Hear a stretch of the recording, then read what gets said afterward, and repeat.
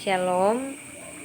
Assalamualaikum warahmatullahi wabarakatuh. Perkenalkan, nama saya Feren Momomongat dengan NIM 185040117. Video ini dibuat untuk memenuhi tugas akhir dari mata kuliah pemodelan matematika. Dan dalam video ini akan membahas tentang masalah sehari-hari beserta dengan model matematikanya. Dan masalah yang saya ambil berjudul model matematika untuk kontrol campak menggunakan vaksinasi. Untuk itu kita langsung saja masuk dalam pembahasannya. Kita masuk dalam pendahuluan. Model matematika merupakan sekumpulan persamaan atau pertidaksamaan yang mengungkapkan perilaku suatu permasalahan yang nyata. Model matematika dibuat berdasarkan asumsi-asumsi. Model matematika yang telah dibentuk akan dilakukan analisa agar model yang dibuat representatif terhadap permasalahan yang dibahas.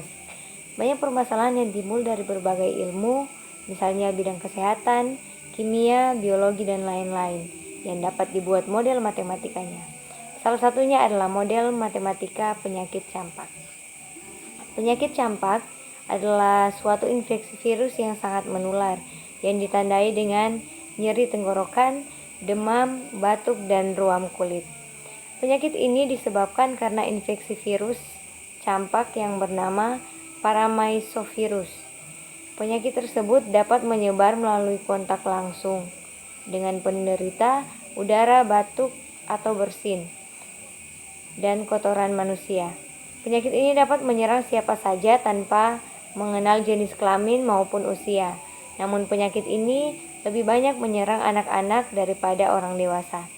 Hal ini disebabkan oleh daya tahan tubuh anak yang relatif lebih lemah dibanding orang dewasa. Menurut WHO, sekitar 164.000 anak di seluruh dunia meninggal dunia setiap tahun karena penyakit campak. Salah satu cara untuk mencegah penyakit ini adalah dengan vaksinasi. Vaksinasi diberikan dengan menggunakan vaksin atau bahan antigenik yang digunakan untuk menghasilkan kekebalan aktif terhadap suatu penyakit sehingga dapat mencegah atau mengurangi pengaruh infeksi oleh organisme ke dalam tubuh seseorang yang memberikan kekebalan terhadap penyakit tersebut. Perkembangan ilmu pengetahuan di bidang matematika juga turut memberikan peranan yang penting dalam mencegah meluasnya penyebaran penyakit. Peranan tersebut berupa model matematika dan mempelajari model matematika. Model untuk menganalisis penyebab penyakit diantaranya ada model epidemi SIR, yaitu susceptible, infect, dan recovered, dan SEIR, yaitu susceptible, exposed, infected, dan recovered. Pada sebagian kasus terdapat penyakit yang dapat memasuki kondisi endemik. Kondisi ini artinya sebagai kondisi di mana penyakit menyebar pada suatu wilayah dalam kurun waktu yang sangat lama. Kondisi ini juga dapat terjadi pada penyakit campak. Faktor kelahiran dan kematian perlu diperlihatkan dalam model ini karena penyebaran penyakit campak terjadi dalam kurun waktu yang sangat lama. Titik-titik dalam sistem yang dapat diamati pada keadaan stasioner atau kesetimbangan disebut titik kesetimbangan. Konsep perilaku sistem pada titik kesetimbangan dikenal dengan titik kestabilan. Kestabilan ini merupakan informasi untuk menggunakan perilaku sistem. Oleh karena itu, dalam model endemik SEIR, dengan memperlihatkan faktor vaksinasi, perlu ditentukan kestabilan di titik kesetimbangan untuk mengetahui dan menginterpretasikan perilaku model. Dalam penelitian ini, model epidemi SEIR karena dalam pemodelan akan digunakan asumsi masa inkubasi, dan dalam model ini populasi dibagi menjadi 4 kelompok. Kelompok individu yang rentan, yaitu sehat tetapi dapat terinfeksi, lalu penyakit atau susceptible, kelompok individu yang terdeteksi penyakit tetapi belum terinfeksi atau expose, lalu kelompok individu yang terinfeksi dan dapat sembuh dari penyakit atau infants, dan kelompok individu yang sembuh dan kebal dari penyakit atau recovered. Model ini menggambarkan alur penyebaran penyakit dari kelompok individu. Kelompok individu susceptible menjadi exposed melalui kontak langsung maupun perantara lain. Individu exposed menjadi infect ketika ketahanan tubuh menurun. Kemudian individu infect yang mampu bertahan hidup akan sembuh dan memasuki kelompok recovered. Kita masuk dalam pembahasan formulasi model. Pada model ini populasi total N dibagi menjadi 4 kelas, yaitu yang pertama susceptible, menyatakan jumlah individu yang rentan terhadap penyakit campak.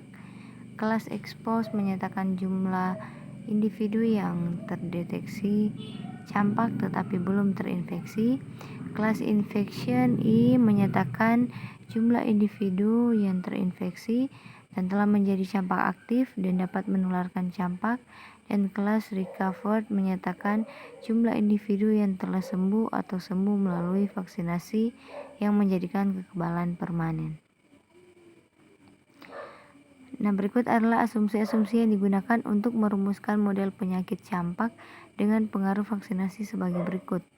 Terdapat kelahiran dan kematian dalam populasi, tidak terdapat migrasi, setiap individu yang lahir akan menjadi rentan, setiap individu yang terjangkit akan menjadi terinfeksi, masa inkubasi penyakit campak singkat yaitu 10-14 hari, penyakit berbahaya jika terinfeksi dapat menimbulkan kematian, individu yang rentan jika divaksinasi akan kebal terhadap penyakit, individu yang telah sembuh akan kebal terhadap penyakit campak dan tidak menjadi rentan kembali.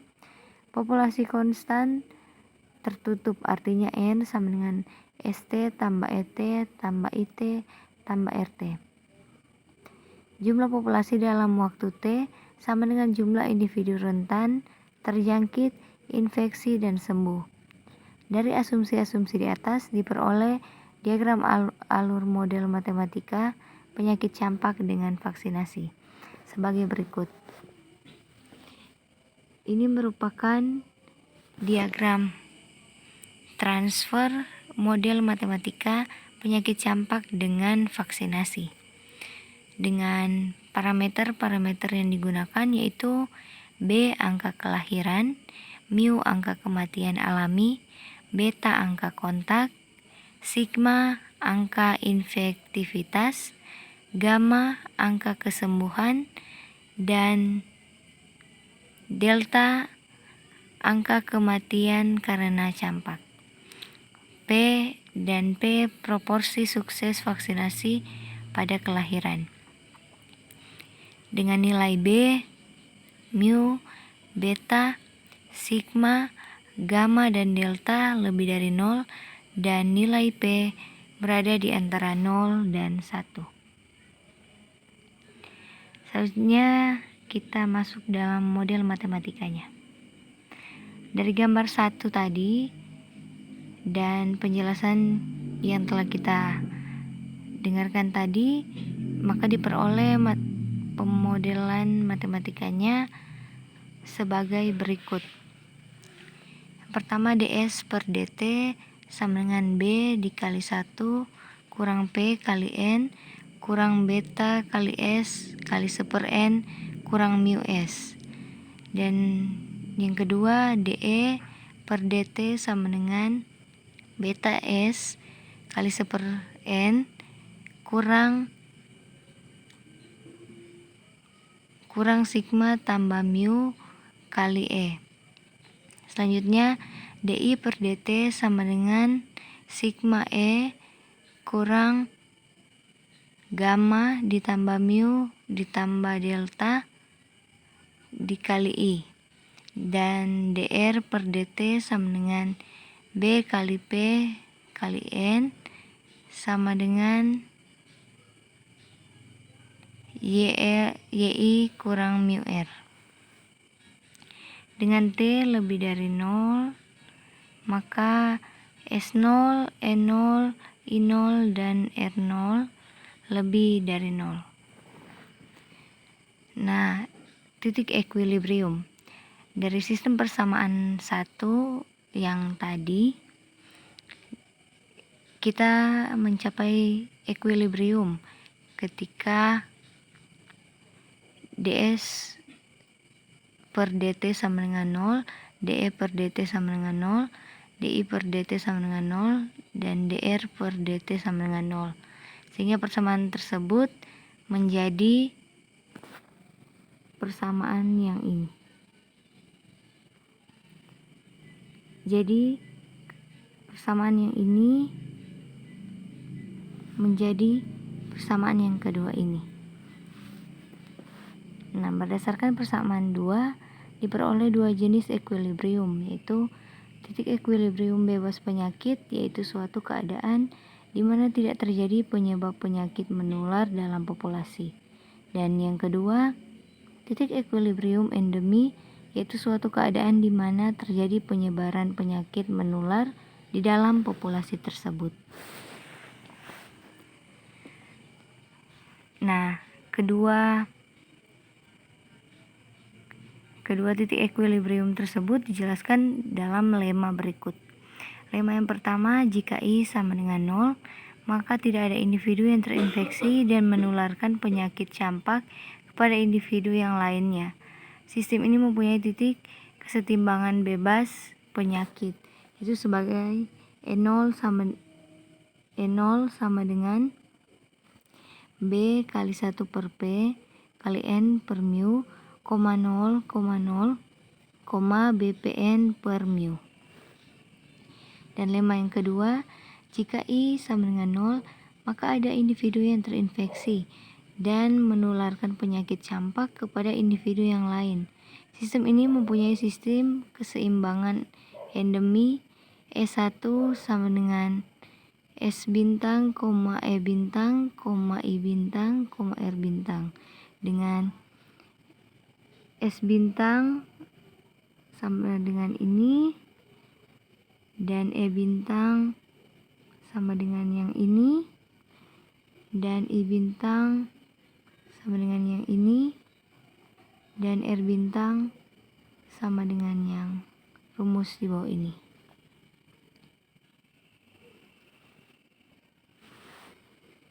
Kestabilan titik equilibrium.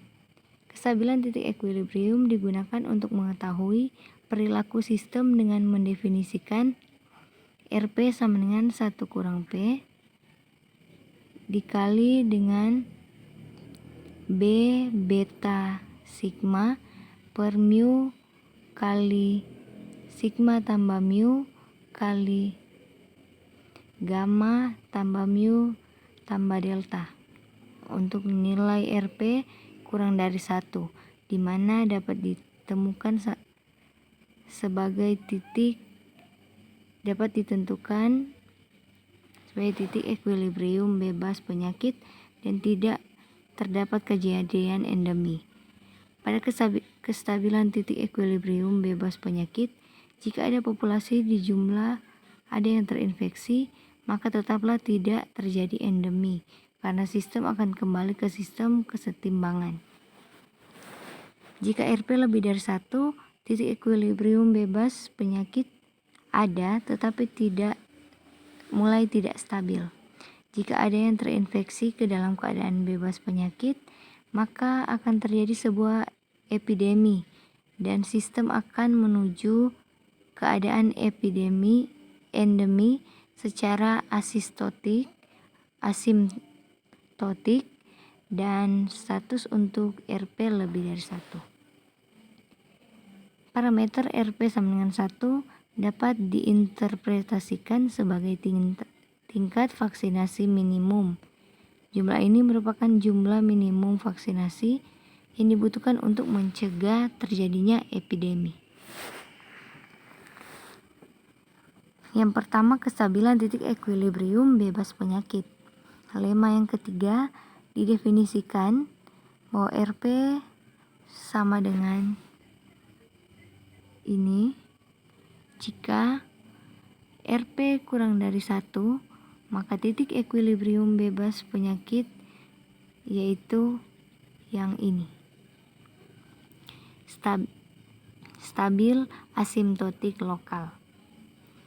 Nah, yang kedua yaitu kestabilan titik ekuilibrium endemi.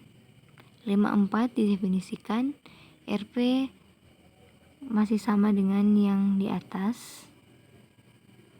Namun jika RP lebih dari 1, maka titik ekuilibrium endemi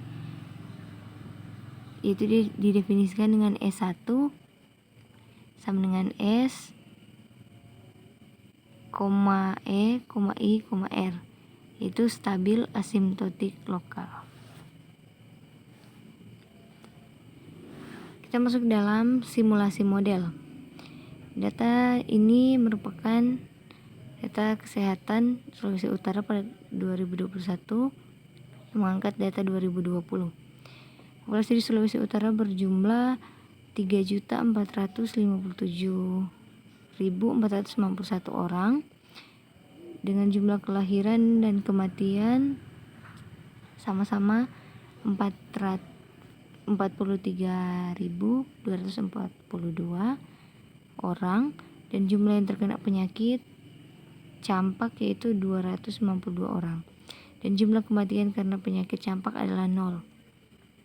Rata-rata periode laten 12 hari, rata-rata durasi infeksi 9 hari, dan angka reproduksi nyata R bintang adalah 15. Tiap infection rata-rata yang menginfeksi 15 susceptible. Yang pertama yang akan kita lihat yaitu estimasi parameter model. Parameter model dapat diestimasi menggunakan langkah-langkah sebagai berikut, yaitu angka BI per N, infeksi yang dinyatakan dengan B yaitu dalam koefisien kontak efektif, dan jumlah infection pada waktu I per jumlah total populasi N.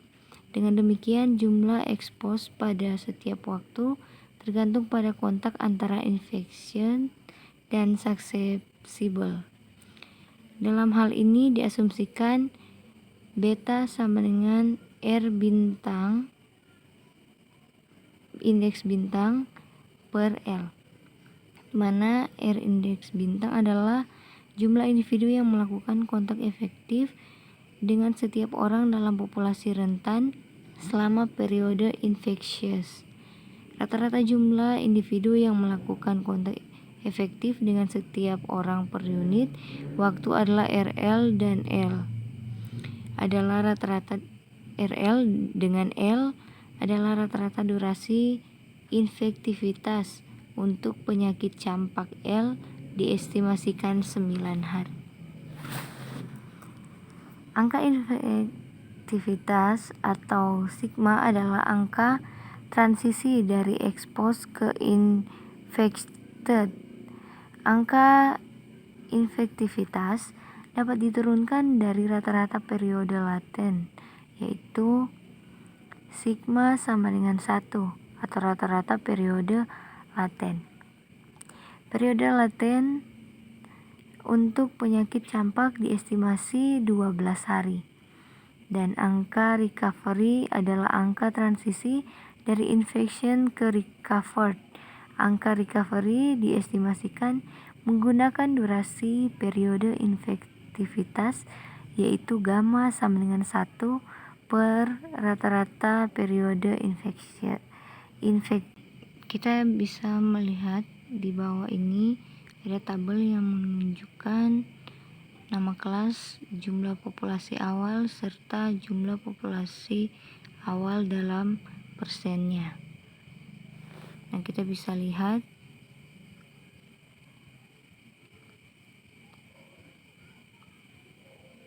pada tabel berikut ini. Selanjutnya, data awal kelas Shire diperoleh dari data Australia pada tahun 2020. Populasi kelas rentan diperoleh dari jumlah kelahiran. Populasi kelas infeksi diperoleh dari jumlah penderita campak. Total populasi diperoleh dari jumlah populasi di Sulawesi Utara pada tahun 2020. Selanjutnya, untuk populasi kelas ekspos diperoleh dengan mengambil angka yang mendekati jumlah kelas infeksi. Kemudian kelas sembuh diperoleh dengan mengurangkan jumlah populasi keseluruhan dengan populasi kelas rentan, ekspos, dan infeksi. Parameter-parameter model atau angka transisi persatuan waktu, yaitu hari, dihitung menggunakan rumus-rumus estimasi parameter model dan diperoleh angka infektivitasnya adalah 1/2 atau 0,0833 per hari. Angka kesembuhan sama dengan 1/9 atau 0,111 per hari. Angka kelahiran B sama dengan 3,4265 dikali 10 pangkat min 5. Angka kematian yaitu 3,4265 kali 10 pangkat min 5. Angka kematian karena campak yaitu sama dengan 0, dan angka kontak sama dengan 15/9 sama dengan 1,6667. Yang kedua yaitu kasus dengan efektivitas vaksinasi berbeda. Pada bagian ini akan dilihat mengenai pengaruh efektivitas vaksinasi terhadap suatu penyakit. Untuk suatu waktu digunakan hari, dimulai dengan tidak adanya vaksinasi, dan kemudian vaksinasi yang berhasil 50%, 75%, 93%, dan 95% akan ditunjukkan dengan grafik. Jika penyebaran penyakit campak tidak dicegah menggunakan vaksinasi, maka nilai P sama dengan 0. Proporsi individu susceptible, exposed, infect, dan recovered dapat ditunjukkan pada gambar 2. Grafik dibuat menggunakan software Maple 16. Garis merah pada gambar 2 menunjukkan proporsi kelas susceptible. Seiring berjalannya waktu, proporsi kelas rentan akan semakin bertambah. Hal ini terjadi karena tidak adanya vaksinasi, sehingga kelas recovered yang ditunjukkan oleh garis biru muda yang semakin berkurang. Selanjutnya, proporsi individu exposed dan infect ditunjukkan oleh garis berwarna biru dan hijau pada gambar 2. Seiring berjalannya waktu, proporsi individu kelas exposed dan infect tidak berubah. Proporsi individu kelas exposed dan infect tidak mengalami perubahan, sehingga sistem berada pada keadaan setimbang. Pada keadaan setimbang tersebut, penyakit akan selalu ada sampai waktu tak terbatas. Oleh karena itu, penyakit tersebut bersifat endemi.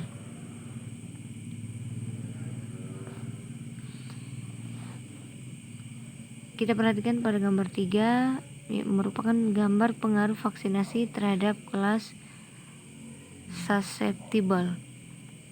Pada saat vaksinasi bernilai 50%, terjadi epidemi tidak dapat diprediksi setelah 5.000 hari. Begitu pula dengan nilai vaksinasi lainnya tidak dapat diprediksi setelah waktu tertentu. Vaksinasi 50% mencapai puncak endemi dalam jumlah susceptible yang lebih banyak dibandingkan pada model dengan vaksinasi 93%. Pada vaksinasi 93% mengakibatkan periode endemi menjadi lebih panjang dari vaksinasi 50%, yaitu sampai dengan 80.000 hari lebih. Perbedaannya adalah pada jumlah penduduk yang rentan pada nilai vaksinasi 93% ternyata jauh lebih kecil dibandingkan dengan jumlah yang terinfeksi pada nilai vaksinasi 50%. Pada vaksinasi 100%, kelas susceptible akan menghilang setelah lebih dari 100.000 hari. Kita lihat pada grafik gambar 4, itu pengaruh vaksinasi terhadap kelas recovered atau Z. Seperti pada grafik, pengaruh vaksinasi terhadap kelas susceptible pada saat vaksinasi bernilai 75%, ternyata epidemi tidak dapat diprediksi setelah 10.000 hari. Begitu pula dengan nilai vaksinasi lainnya tidak dapat diprediksi setelah waktu tertentu.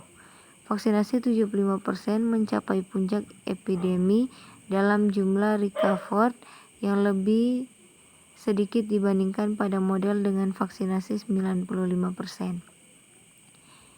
Sebaliknya pada vaksinasi 95% mengakibatkan periode endemi menjadi lebih panjang, yaitu sampai dengan 90.000 hari lebih. Perbedaannya pada jumlah penduduk yang sembuh pada nilai vaksinasi 95% ternyata jauh lebih besar dibanding dengan jumlah yang terinfeksi pada nilai vaksinasi 75%. Untuk efektivitas vaksinasi 100%, pada grafik menunjukkan semua populasi menjadi sembuh setelah lebih dari 100.000 hari. Selanjutnya, strategi mengoptimalkan vaksinasi. Herd immunity atau kekebalan kawanan adalah tingkat kekebalan pada populasi yang mencegah epidemi ketika beberapa penularan masih mungkin terjadi. Misalnya ketika di dalam komunitas terdiri dari 500.000 bayi yang baru lahir, 95% mendapat vaksinasi, berarti 450.000 bayi mendapat vaksinasi dan 50.000 bayi tidak mendapat vaksinasi. Jika keberhasilan vaksinasi hanya 95%, itu berarti 427.500 bayi akan kebal dan 22.500 bayi yang divaksinasi tidak kebal. Dengan demikian dapat disimpulkan 427.500 bayi akan kebal dan 72.500 bayi adalah rentan. Maka kekebalan kawanan yang sesuai adalah 85,5%. Keberhasilan vaksinasi adalah ketika kelas susceptible yang divaksinasi menjadi kebal sama dengan 1 dikurangi bagian yang gagal vaksinasi primer. Diberikan P adalah proporsi kekebalan setelah divaksinasi. Pada penelitian juga disebut proporsi kritis atau PC. Diperlukan kondisi untuk kontrol RO kali I kurang PC kurang dari 1. Agar terpenuhi berarti PC sama dengan 1 kurang 1 per R0. Untuk penyakit campaknya adalah 12-18 sehingga PC sama dengan 0,92 kurang 9,92. Pada simulasi yang digunakan di Sulawesi Utara, bilangan reproduksinya adalah 15. Syarat cukup untuk mengendalikan campak adalah setiap orang tidak harus kebal melalui vaksinasi, tetapi diperlukan kekebalan kawanan yang tinggi untuk berhasil mengendalikannya. Diasumsikan setiap orang memerlukan 95% vaksinasi yang berkhasiat atau berhasil, yaitu cakupan dikali keberhasilan sama dengan 0,93, dan diestimasikan cakupan sama dengan 0,98. Kekebalan kawanan tidak mungkin terjadi pada kesempatan tunggal. Strategi untuk mencapai pengurangan penyebaran penyakit campak terdiri dari penyediaan kesempatan kedua untuk vaksinasi campak bagi semua anak-anak. Imunisasi rutin dengan 1 dosis vaksin campak diberikan pada usia 9 bulan. Dalam kerangka ini, cakupan dapat dicapai ketika diberikan V adalah proporsi sukses vaksinasi, sehingga untuk PC sama dengan 0,98 dan V yang memenuhi V ditambah V dikali 1 kurang V sama dengan 0,98 dan V sama dengan 0,73. Cakupan dikali keberhasilan sama dengan V sama dengan 0,73. Cakupan vaksinasi sekitar 0,77 berhasil dibandingkan dengan 0,98 yang diperoleh dengan 1 dosis. Jadi kesimpulannya yaitu dari pembahasan yang telah dilakukan dapat diambil kesimpulan sebagai berikut. Yang pertama, model matematika untuk kontrol campak menggunakan vaksinasi dapat diekspresikan sebagai rumus-rumus berikut.